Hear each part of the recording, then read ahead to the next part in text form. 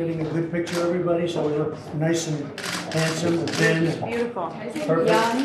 잘생기게 아름답게 찍어달라고.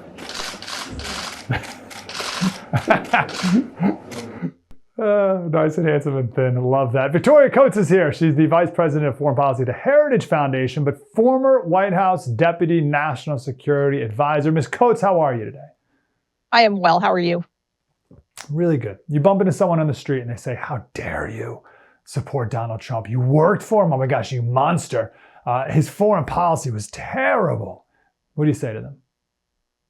Well, I would say I walked to work every day for 4 years working for President Trump with my head held high because I could see the kind of difference his policies were making around the world. And you can start with North Korea. You know, meeting with Kim was highly controversial within the administration. You know, he is a very bad man, a dictator, somebody who has done grievous harm to the people of North Korea. But at the same time, he's also a nuclear armed belligerent. And President Trump thought keeping the Korean Peninsula from erupting into a nuclear war was probably the best thing he could do for human rights. And so, it wouldn't necessarily be my approach, but it was at least a creative, forward-leaning approach to North Korea. When we've seen from the Biden administration, just completely responsive, attempting to placate, giving China lots of room on North Korea bad behavior, and now they're arming both the Russians and the Iranians who are tying the Americans up in both Ukraine and the Middle East. So I would say in this one, the proof is in the pudding. And, President Trump made it through 4 years without a major incident in Korea. That's a proven track record.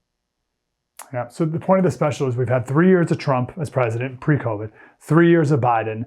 What are some clear, do you have any specific examples, specific issues around the world where you're like, oh man, here's 3 years and here's A and here's B. Choose again. Well, I think I'll talk about Ukraine, Israel, and energy. So with Ukraine, you have the fact that you had 8 years of Obama during which Putin seized Crimea. So you had a literal invasion of Ukraine. You had 4 years of President Trump in which Putin did not invade Ukraine and did not provoke NATO in any way. And that's, I think, a really important distinction because I'm hearing from a lot of folks, oh, I'm so scared about what President Trump, if he's back in office, might do vis-a-vis Putin. I was like, just look at his track record. What happened? Nothing. Putin stayed in his box. And I would be fairly confident he would stay in his box again. But under President Biden, what did he do? He invaded Ukraine grievously. We're going to have the 2-year invasion of that, or the 2-year anniversary rather of that invasion. So, that is hardly a record of success. Then moving on to Israel. What did we have after 3 years of President Trump? We had the Abraham Accords. We had Israel in an unprecedented degree of integration into the Middle East, Israel into Central Command, into the combatant command for the U.S. military that has for a long time overseen the Middle East, but Israel wasn't in it because the Arabs didn't want Israel. Now they do. And that's a wonderful development. That's peace. And by contrast, under Biden, we have, the world on fire. We have Israel attacked. We have Iranian proxies attacking Americans and our friends across the region. This is utter chaos. Then lastly, the energy portfolio. Under President Trump, we reduced emissions more than any other president in history. So through the conversion to clean natural gas, we were responsible stewards of the environment, but at the same time had a massive increase in our domestic production, including natural gas. And those 14 permits for new natural gas projects that Trump approved are what allowed us to surge natural gas to Europe to preserve the Europeans after the Ukraine war and the cutoff of the Russian supplies. And that's what President Biden has elected to halt, that kind of expansion, because he doesn't want the United States using our energy as a tool of statecraft, as a reward for partners and allies, and as a wonderful economic driver and a reducer of energy prices here at home. When a foreign policy issue comes to Donald Trump, right, something maybe he hasn't thought much about or we weren't prepared for, but you present it to him, through what prism, what worldview does that issue filter through first as he thinks about what to do next? Well, it may sound a little cliche, but it is literally America first. His question will be, why are we talking about this? Why are we there frequently if we have assets in the region? What are we trying to achieve? And then how does this benefit the American people? How does this advance American power? How does this increase American security and prosperity?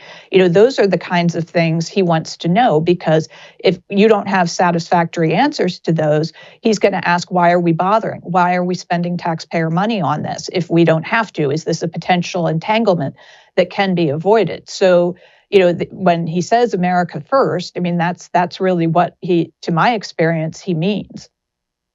That's amazing that's not just a silly campaign tagline. Like, let's say hope and change was Obama, right? Like, you can't bring that into the national policy, national, you're a national security advisor. You can't be like, what does this have to do with hope and change? Although maybe they did. But it's more than that. It really is the foundation of what he does in every way. Compared to what? What else? How else could someone view an issue? Well, I think what you're seeing under President Biden is what I would call the rise of the globalists. And this was very much the Obama approach. And I agree, hope and change, I mean, those are abstracts. They're not inherently good or evil. It's what, how you apply them. So they, in and of themselves, are just a word salad, in my opinion. Mm-hmm. But what Obama, I think, very firmly believed, and clearly the Biden team does as well, is that the United States has been a force for ill in the world, that we have been an oppressor, we have been a colonialist, we have been an exploiter, we've been a polluter. And for all of those reasons, shackling the United States, reducing the United States' influence and power is a good thing to do for the globe. And it would lead to greater global equity, in their opinion. I think they would use that word. And I mean, I would hope that they think at least it would get to a more peaceful outcome.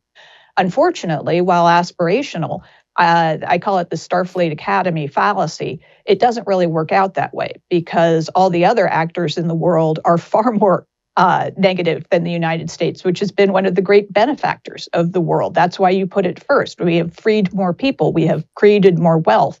We've lifted more people out of poverty than any other nation state in history. And so that, in my opinion, is something to be encouraged. But what you're seeing under Obama and now Biden is the reversal of that, trying to restrain America, put America last. So that A/B test is as clear as day. Please, everyone, go back, listen to that the last 2 minutes again and get that down right so we can articulate that as clearly. Last question for you, Victoria. What was a missed opportunity, in your opinion, of Trump in the first 3 years of his presidency, his first presidency, that you would like to see maybe done a little differently in the next 4?